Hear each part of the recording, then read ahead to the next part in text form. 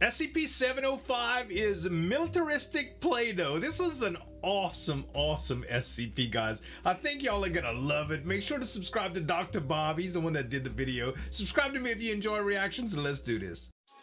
The sun rises over the battlefield. The American flag flaps gently in the wind. The world is silent. Bang! The door slams open, and the boy runs out of the house, making plane noises with his mouth. The toy bomber in his hand arcs and soars, dipping and diving as it makes its imaginary bombing run around the backyard. He loves toys. Over the sandbox, swooping low through the thick grass, past the pond, under the swing set, and up and away into the sky. That little Climbing dude's higher backyard and is higher dope. in the direction of the treehouse, He got with it its all, American man. flag flapping in the morning breeze. What a perfect day. The boy breathes in the air deeply and looks around. His shoulders slump. He seems He's a little bored old already. to be playing with 2 toys like seconds that, in the though. yard and he's already bored. What is there to do out here that he hasn't already done? He's played in the sand, dig a he's swung hole? on the swings, he's climbed up to the treehouse. He hears the car engine kicking into life somewhere out front. His dad's voice carries over to him on the breeze. "I'm running late for work, I'll see you later. If you find my bag anywhere, don't go looking inside of it, just tell me where it is when I get home. Love you, bye." That's The wheels ominous. crunch through the gravel driveway, and the engine sound slowly He's a fades kid, into and the he's distance, bored. leaving He's the going to boy get your bag, alone in the dude. backyard again, with nothing but the wind for company. Great. Now he's got to find something to do for the whole day. Go for a treasure He hunt. throws the toy bomber to the ground in frustration. A wing snaps off and bounces away into the flower Dang, bed. kid. Uh-oh. He'll need to fix know- that before Dad gets home. Yeah, they Super cost glue. money, bro. That'll do the trick. There must be some inside. His dad is always fixing things. Uh-huh. But the boy's mission is almost immediately sidetracked. As soon as he steps into the house, he spots his dad's bag right by the back door. Where he always forgets to look. The boy looks at it curiously for a moment. He wonders what's in there that his dad told him not to look at. He'll just have a little peek, not a proper look. He won't even open the Okay. bag all the way. Just a little look inside. If anyone asks, he'll say he was looking for super glue. Uh-huh. Wait, what's that? It can't be. A little pot with a red lid and big cartoonish letters on the side. Play-Doh. Play-Doh? What's his dad doing with a pot of Play-Doh in his bag? He thought his dad had a really grown-up job. That's what his mom always says. Uh-huh. His dad has a very secret grown-up job. Very Men important, really never very grow secret. up. Is that really We what he all does like at work all day? toys. Play with Play-Doh? Just different types The boy of toys. is far too grown up for Play-Doh. He hasn't played with it for years because it's for babies. Is No he way is he going to Foundation play with it personnel? now. His Nope. dad? He's a big boy who plays with real toys. But still, a little look won't hurt. He'll take it out, Play-Doh's squeeze it in his fun, hands bruh. a bit, remember how babyish it is, and put it back. He definitely about isn't going to imagination. play with it. Right? The boy pops the red lid off and peers inside. Yep, just as he thought. Boring. Just a lump of red putty. Sitting there being all boring. But as the boy tips the pot out into his hand, Oh. it feels a bit weird. Here it comes. It moves a little in his palm. Is there an insect inside it or something? It feels like a nope. pair of little legs. He rolls the lump over into his other hand and peers at it. Yes, a pair of legs sticking out from the red ball. Only they're not insect legs at all. They're tiny, about the size of insect legs, trooper. but there are only 2 of them. A little army They're totally man. red, matching the color of the Play-Doh, and seem to have a tiny pair of boots on the ends of them. The legs wiggle around helplessly, sticking up into the air, until all of a sudden, a hand appears hand. sticking up out of the clay.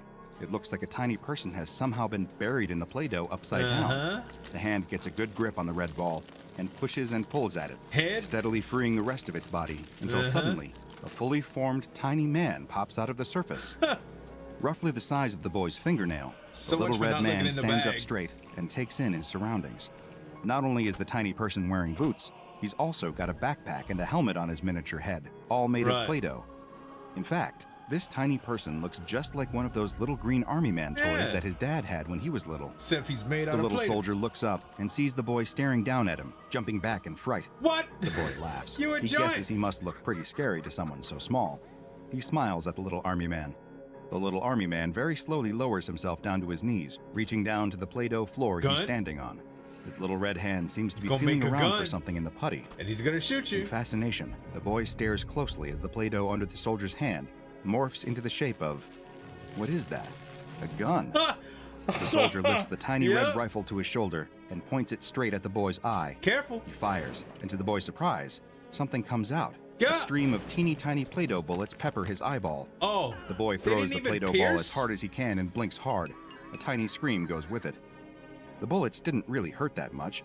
but his eye is a little watery now. Right. The tiny soldier has a real working tiny assault rifle. He's starting to understand why his dad is still playing with Play-Doh. Lucky he didn't Where pull did out that a Play-Doh bazooka go? or a tank. He must have thrown it into the backyard. The boy runs outside and looks around. There it is, just next to the sandbox. He creeps up to the ball cautiously, trying to see if the little soldier is still there. Wait, hang on. There he is. Yeah. No, there he is. Is that another one? He's He multiplying. kneels and peers at the small crowd gathering around the ball. He can't quite believe what he's seeing. Dozens of little men are milling around the red ball, with more marching out of it in formation every You few better seconds. be careful. Little red Play-Doh tents are being erected in a They perimeter built a around base, the ball. dude. A couple of tiny soldiers chop down a twig with tiny red axes They just and play start a Minecraft campfire. in your backyard, bro. A mini red jeep weaves its way through the grass, and a general hops out with a cowering officer by his side. How awesome the tiny this toy general would be? barks tiny orders. It's difficult Besides to hear the what the fact that man they're is trying to saying, kill you. but it sounds like he's speaking English, only really high-pitched. He points to a group of soldiers who immediately rush over to the ball of Play-Doh and pull a ladder out of it. They rest the ladder against the edge of the sandbox, and a couple of them hurry their way to the top. Climbing up onto the wooden board, the pair of them split up, rifles in hand, checking the area is Really clear. well trained. The general is the next up the ladder. He surveys the yard with a battle-worn wariness, eyes coming to rest on the treehouse. He pulls out his binoculars and takes a good hard look at it, studying every inch of the tree before That's gonna spotting be the the new flagpole base. rising from the top. Lowering the binoculars with evident satisfaction, the general points a tiny hand at the enormous tree and cries out an order at the top of his little voice. Attack.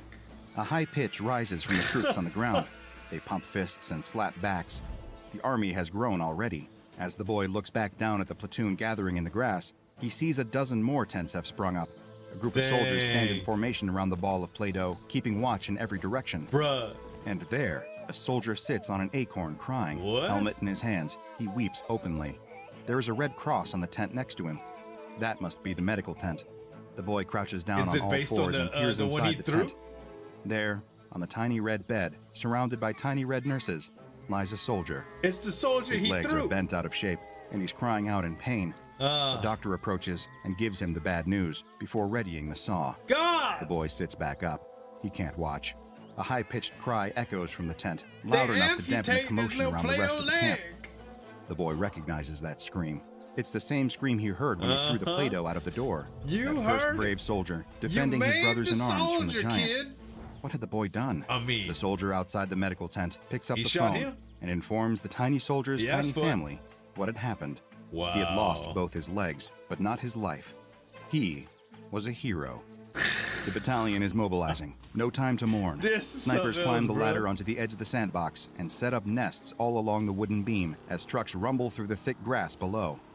On the other side of the sandbox wall, a desert platoon makes its way through the scorching heat. Oh my Soldiers sit God. atop tanks, shaking the last remaining drops of doughy water from their red bottles and wiping sweat from their brows. All of them heading in the direction of the treehouse. Can they just The infinitely boy stands multiply, up, or surrounded by tiny is it soldiers. based on He has to be the careful where he volume steps of, now as they fill the grass around him. A couple of Play-Doh. tanks rumble between his feet, flattening the blades of grass as if they were as weak as, well, blades of grass. All of the soldiers, all of the equipment and vehicles, everything is coming from the little ball of red Play-Doh. And little is the right word for it. With every new unit deployed to the front line, the It's ball getting shrinks smaller. slightly. Okay. It's getting I smaller gotcha. and smaller by the minute. They're Gotcha. going to need reinforcements. The boy rushes into the house and returns in just a few seconds, arms laden with Play-Doh. All the He's got Play-Doh. every pot of it from when he was little. He pops them all open, one after the other, and throws them onto the ground in the midst Oh of the camp. no. The only slight issue is that all the Play-Doh is that gross brown color that it goes when you mix all the colors together. That won't matter, will it? My nephew got a ton of Gunfire that breaks stuff. out almost immediately below him. The boy jumps back in surprise, stepping on a communications mast by accident. Tiny brown soldiers rush out of the Play-Doh balls all around the camp, Dang. diving into cover and opening fire on the red soldiers. It's Oh! a massacre. Red killed soldiers taking a rest from the front line, calling their loved ones, getting ready to go home on leave, lying injured my in beds. All of them are gunned down. Most don't even have a chance to grab their rifles. One brave red soldier sprints This to the boy just communications killed them mast all. and tries to radio the rest of the battalion, telling them what's happened, but the mast is destroyed. A stray bullet catches him in the kid. side of his head, and he crumbles to the kid, ground, bruh, just he a lifeless ruined blob everything. of Play-Doh.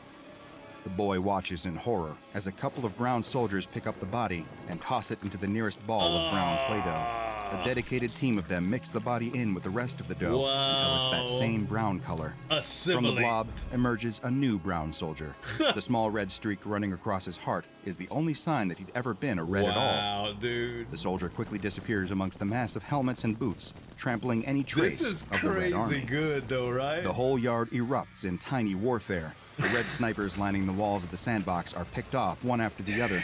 The desert platoon are ambushed by landmines and quickly surrounded, hiding in broken down tanks as plumes of sand are thrown up all around them. Before long, the brown troops have them completely surrounded. One last soldier bursts out from the hatch in his tank, holding grenades in each hand. He's got grenades. The bullet catches him in the head before he can even finish his war cry. Kamikaze. The grenades explode harmlessly, nowhere near the brown troops. The red convoy, on its way to the tree, stands the best chance of survival. The boy follows them with fascination, watching as the brown armies fight their way through the red line from the back, splitting it through the middle as their superior firepower makes short work of the transport and supply trucks. Wow. Some red soldiers dive away into the thick grass, climbing up dandelions and weeds in a desperate attempt to escape. A big superior as the bodies fall back into the mud like raindrops. Some people aren't religious or whatever. A tiny screaming noise fills the yard. The boy turns around just in time to jump out of the way of the brown fighter jets. 5 of them streak through the air, almost at his head height. Missiles fire out of the bottom of each jet, one after the other, blowing apart what little remains of the red convoy. Play-Doh missiles. The gunfire dies down within the hour. Skirmishes break out across the yard as brown patrols pick off the stragglers they find from the Red Army hiding in ants' nests, under fallen leaves, and huddling around broken-down vehicles. The boy watches as several high-ranking officers gather in the brown base to oversee the absorption of the last of the red ball of Play-Doh. Wow. They mold themselves a big meeting table with a brown map of the yard and plot out their strategy for taking the treehouse for themselves, moving around even tinier little model units across the surface of it with sticks. That's the plan quickly comes together before the boy's eyes and under his feet. A series of mortars and surface-to-air missiles are deployed along the wall of the sandbox. The Air Force takes over the original brown base, chopping down blades of grass and laying out Play-Doh runways flanked with brown hangars. A ring of military units surround the base of the treehouse, strategizing about how best to ascend the colossal structure and reach the flagpole. In the pond, an aircraft carrier splashes into the water, marking the arrival of the Navy.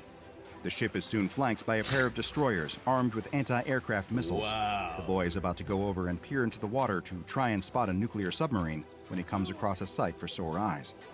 Red soldiers, not much more than a single squadron, hunkered down around the base of the swing set. They've covered themselves in dirt and little clumps of moss to camouflage. They must be the forwardmost scout squadron, just far enough away from that original convoy to escape the slaughter. But what are they doing? The units are all gathered around a pile of leaves. There's something underneath. What is it? It looks like plastic. Of course, it's his toy bomber with the broken wing. Trying not to draw the attention of the brown army, the boy drops to the ground next to the red units, doing his best to hide in the grass. The red soldiers are arguing amongst themselves. The general is there. He's survived, but barely, slumped against a blade of grass. The scouts' high-pitched arguing is a little too quiet for the boy to make out, but it's pretty clear what's going on. They need to get the toy plane working, but it'll be hopeless without the other wing. Right. He lifts his head and looks around the yard. There it is, in the flower bed, but it's surrounded by brown troops. How could the red soldiers possibly fight their way to it and get back unharmed? He needs to intervene. The boy just gets up, walks over to the flower bed, and picks up the wing. In about 3 seconds, he completes an insurmountable effort for those little soldiers. Kneeling next to them, he offers the missing wing. The scouts all stand back warily. It's the general who climbs to his feet and walks over to the boy. He looks at the plastic wing, looks up at the giant towering over him, and raises his arm in a salute. Salutes! The others follow suit quickly and get to work repairing the toy plane. Wow. Brown soldiers notice the commotion and start to close in on them. They don't have much time. The boy stamps out a runway for the soldiers in the grass. Get it up! The plane is almost ready to go, but is missing one vital piece of the propeller. Only there's a bigger problem. They're out of red Play-Doh. The brown soldier breaks through the thick grass and rushes towards the squadron, his assault rifle peppering the side of the plane with doughy bullets. The scouts all dive into the vehicle and kick the engine into gear. Little red gears and pistons whir into life beneath the plastic, but the plane just isn't moving without the propeller. What can they do? The brown soldier stops in his tracks, staring at the plane. The boy peers at him closer. There's a red streak across his heart. Conflict contorts the tiny soldier's face. The door to the plane opens, and out steps the general. The two soldiers face each other on the runway, the Red Scouts desperately calling the general to get back in. None of them move. The brown soldier raises his rifle and shoots the general in the head. The older man crumples to the ground. Inside the plane, the scouts start to panic.